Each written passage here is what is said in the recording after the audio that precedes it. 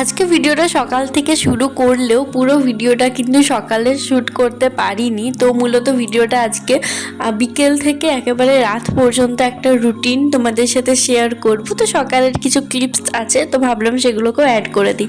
So hi everyone, আমি কোয়েল। আমার আরেকটা ভিডিওতে তোমাদের জানাই অনেক ওয়েলকাম। এই লাস্ট কিছুদিন থেকে নিজের লাইফস্টাইলে একটু চেঞ্জেস এনেছি, সেজন্য কিন্তু আমার খাবার রুটিন মানে যে ফুড চার্ট সেটা একটু পরিবর্তন দেখতে পাচ্ছ। এই যেমন সকালটা শুরু হলো একদম তেতো তেতো কুলেখাড়ার রস, ছোলা ভেজানো জল, আর ব্রেকফাস্টে একদম একটু টক দই। আর তাছাড়া কিছুই খাইনি আসলে। কিছুদিন থেকে একটু খাওয়া কন্ট্রোল করছি, বিশেষত বাইরের খাবারগুলোকে অ্যাভয়েড করছি। আর সকাল সকাল ঘুম থেকে উঠছি যাতে রাত্রে ঘুমাতে পারি। আর সেই জন্যই কিন্তু আমার এখন রেগুলার ভিডিও আপলোড করা হচ্ছে না, কারণ তোমরা তো জানোই আমি কিন্তু পড়া কমপ্লিট করে তারপর ভিডিওটা এডিট করি। তো সেটা করতে কিন্তু আমার প্রায় 3:30 থেকে 4টা মতো বেজেই যায়। সেজন্য যেহেতু এখন অত রাত জাগতে পারছি না, সেজন্য প্রতিদিন ভিডিও তুলতে পারছি না।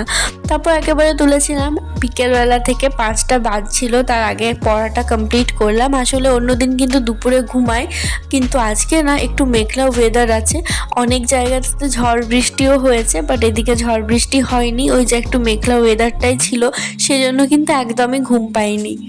যখন দেখছি ঘুম পাচ্ছেই না, তাহলে সময়টাকে কাজেই লাগাই। শুধু শুধু শুয়ে বসে রিলস দেখে আর কি করব, সেগুলো তো আর আমার কোনো কাজে আসবে না। আর তাছাড়া আমার কয়েকটা নোটস লেখার বাকি ছিল অনেক দিন থেকে, সেগুলো লিখবো করেও না লেখা হয়েছিল না। তো ভাবলাম এই সময়টা তো আমার স্লটের মধ্যে নেই, তো অ্যাড করেই দিই, নোটসটা অন্তত লেখা হবে। আর আমি এত কুঁড়ে হয়ে গেছি দিন দিন। সকালবেলায় স্নান করেছিলাম শ্যাম্পু করে, কিন্তু চুল আঁচড়ানোই হয়নি। আসলে শ্যাম্পু করলে তো ভিজে চুল আঁচড়ানো যায় না, নাহলে প্রচণ্ড হেয়ার ফল হয়।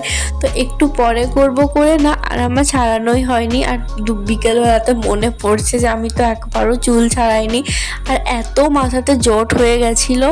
চুল আঁচড়ানোর পেছনে আমাকে প্রায় 15 মিনিট দিতে হলো। তখন যদি 20 মিনিট না করতাম, আমাকে এখন এতটা টাইম নষ্ট করতে হতো না।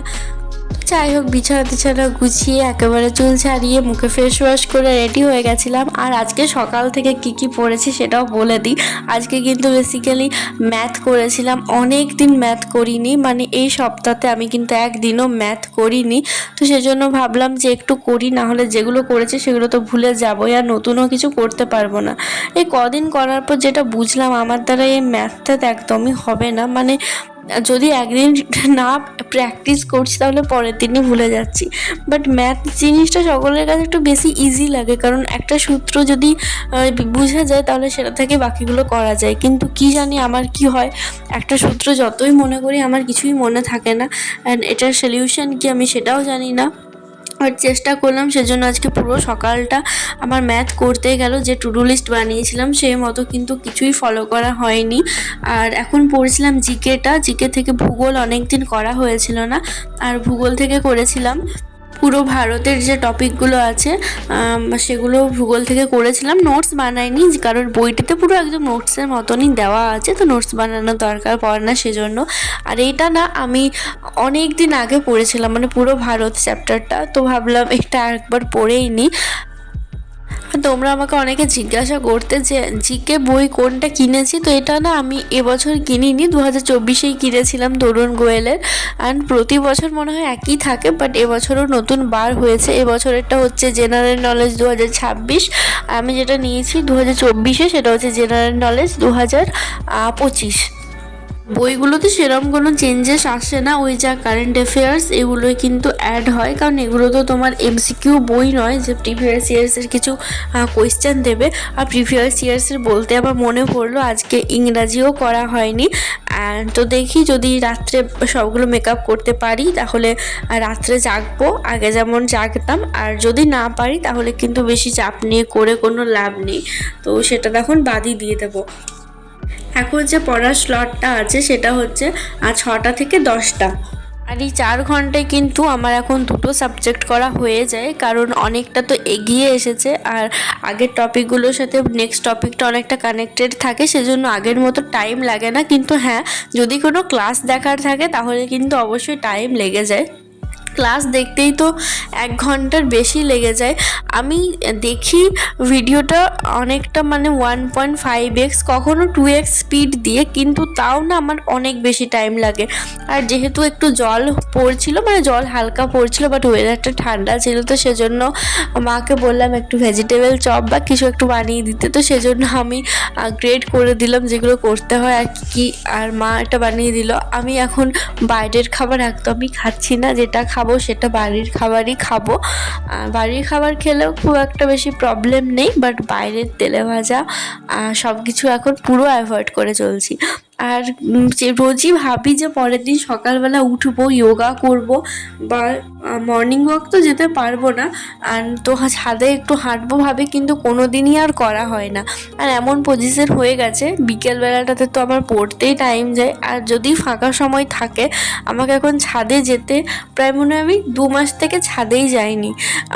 এমন অভ্যেস হয়ে গেছে, শীতকালে যেতাম না। আসলে মেন প্রবলেম এখানে আমাদের ফ্ল্যাটে একটা ডগি আছে, আমার এত বেশি ভয় লাগে, মানে একদম একটু ভয়ঙ্কর টাইপের দেখতে। আমার কিন্তু এরকম কুকুর বিড়াল আমাকে একটু বেশি ভয়ই লাগে এসবের থেকে, তো সেজন্য না আমি বিশেষ করে যাই না। মানে আমি যদি যাই তখন যদি সে যায়, আমি মানে ভয় লেগে যায় অনেক, তো সেজন্য যাই না।